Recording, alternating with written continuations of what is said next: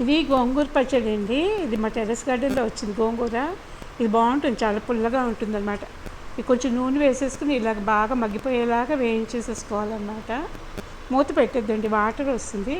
మూత పెట్టద్దు. మొత్తం గోంగూర అంతా వేసేసాను. కొంచెం వేగిన తర్వాత మళ్ళీ కొంచెం వేసాను అనమాట. మొత్తం ఒకేసారి పట్టలేదని. దీనికి ఏంటంటే ఆవాలు, మెంతులు, మిరపకాయలు.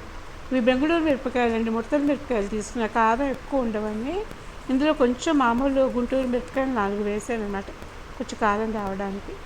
మెంతికారం అంటామండి దీన్ని.